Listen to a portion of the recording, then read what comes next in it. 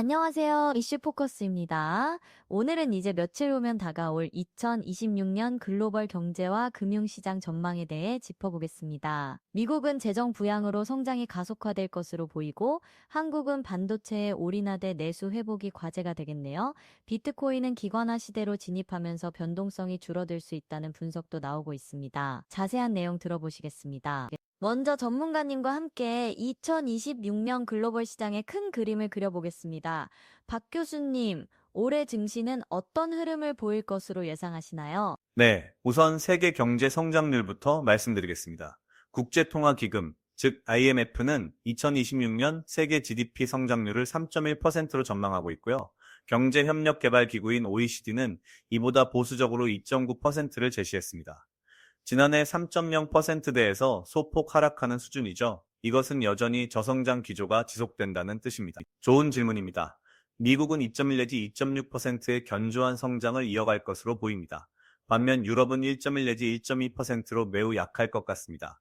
중국도 4.2에서 4.5% 수준으로 예상되는데 이는 과거 6에서 7%대 대비 현저히 낮은 수준이죠. 인도는 6.2%로 여전히 세계에서 가장 빠른 성장을 보일 것 같습니다. 즉, 미국과 인도 같은 나라들이 상대적으로 강하고 유럽과 일본은 약할 것이라는 뜻입니다. 더불어 중국은 성장의 수치 자체는 높지만 과거 대비 상당히 줄어든 수치임에 틀림없습니다. 한국 증시는 2026년 코스피가 4천에서 5,000포인트대를 목표로 하는 전망들이 나오고 있습니다. 국내 증권사들 평균 상단이 4,979, 하단이 3,737이라는 점을 고려하면 현실적으로는 4,500에서 5,000포인트 사이에서 움직일 가능성이 높습니다. 반도체 섹터의 이익 급증이 핵심 동력이 될 것 같습니다. 정확한 지적입니다. 트럼프 행정부의 관세 정책은 평균 실효세율이 약 11% 수준으로 1930년대 이후 최고 수준입니다. 중국에는 30에서 55%, 유럽연합에는 30%가 부과되고 있죠. 이것은 가계당 연간 1,400달러의 세금 부담 증가를 의미합니다.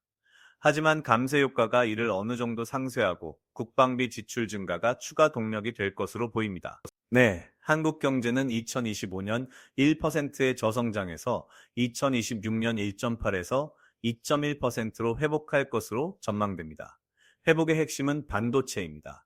삼성전자와 SK하이닉스가 주도하는 HBM, 즉 고대역 폭 메모리 시장이 2026년 2월부터 HBM사 양산을 개시하면서 호황을 맞이할 것 같습니다. NNH투자증권은 삼성전자 2026년 영업이익을 115.7조 원으로 전망했는데 이는 전년 대비 170% 증가하는 수준입니다. 한국의 가계부채 비율이 여전히 국내 총생산 대비 높은 수준을 유지하고 있습니다.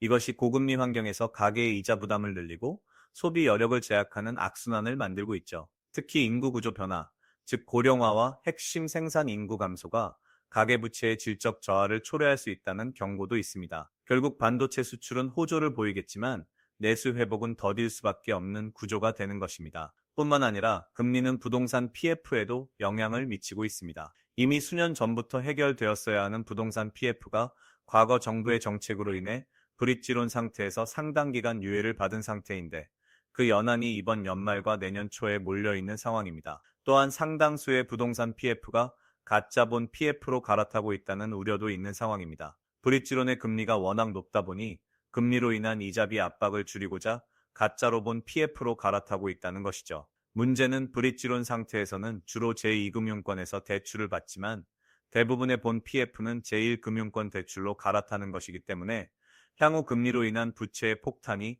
주요 1금융권까지 옮겨올 수도 있다는 우려가 있습니다. 따라서 금리는 가계부채와 부동산 PF 부채 양쪽에 부담을 주고 있는 상태이지만 환율과 인플레이션 위험으로 쉽게 내릴 수도 없는 진퇴양난이 지속될 전망입니다. 우리가 기대하는 그나마 빠른 해결책은 미국이 빠르게 금리 인하를 하는 것인데 쉽지 않아 보입니다. 분석가들은 비트코인이 2026년 중 17만 달러에서 최대 25만 달러까지 상승할 수 있다고 봅니다. 스탠다드 차타드는 15만 달러, JP모건은 17만 달러, 시티는 14만 3천 달러를 제시했습니다.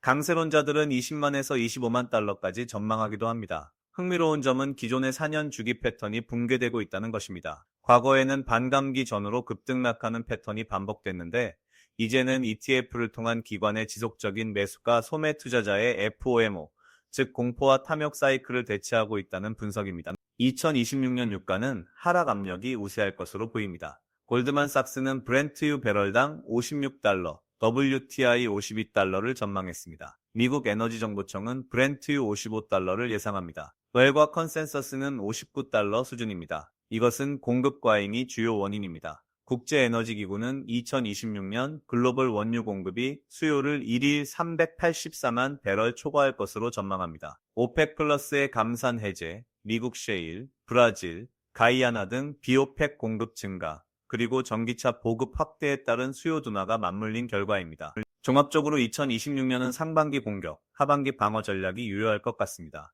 미국 증시는 S&P 500 7,400에서 7,600포인트 도달 후 밸류에이션 부담이 나타날 가능성이 있습니다. 인공지능 수익화 가시성이 핵심 변수인데 만약 기대에 못 미친다면 조정이 불가피합니다. 한국은 코스피 4,500에서 5,000포인트 돌파를 시도하겠지만 반도체 실적 턴어라운드가 지속되고 외국인 순매수가 이어져야 가능합니다. 환율 변동성과 미국 관세 확대가 리스크입니다. 비트코인은 15만 달러 돌파 가능성이 높지만 기관화로 변동성이 감소하므로 포트폴리오 해지 수단으로 편입을 고려할 수 있습니다. 원자재는 유가 약세에 천연가스 강세, 금 강세가 지속되며 에너지 전환 가속화로 전통 에너지 섹터는 구조적 압력을 받을 것입니다. 맞습니다. 미국 외교협회 2026년 예방 우선순위 조사에서 최고 위험으로 지목된 갈등은 서한지구 이스라엘 팔레스타인 충돌, 가자지구 전투 재개, 러시아 우크라이나 전쟁 격화, 미국의 베네수엘라 군사 개입, 미국 내 정치적 폭력입니다. 고위험에는 이란 이스라엘 무력 충돌, AI 사이버 공격, 중국 대만 위기, 나토 러시아 확전이 포함됩니다. 이러한 지정학적 갈등이 현실화되면 금융시장에 즉각적인 충격을 줄 수 있습니다. 특히 중동 정세 불안은 국제 유가의 상방 스파이크를 초래할 수 있으므로 주의 깊게 봐야 합니다. 네, 오늘 전문가님과 함께 2026년 글로벌 경제와 금융시장의 주요 전망을 살펴봤습니다. 미국은 재정 부양과 인공지능 투자로 상대적으로 강한 성장을 이어가고 한국은 반도체 호조에도 불구하고 내수 부진이 과제가 될 것 같습니다. 비트코인은 기관화 시대로 진입하면서 변동성이 줄어들 가능성이 높고 국제 유가는 공급 과잉으로 약세장이 펼쳐질 것으로 보입니다. 앞으로 상반기는 공격적으로 하반기는 방어적으로 포트폴리오를 운영하는 것이 현명할 것 같습니다. 자세한 투자 상담은 전문 자문가와 함께 하시길 바랍니다. 석간 경제 브리핑이었습니다. 감사합니다.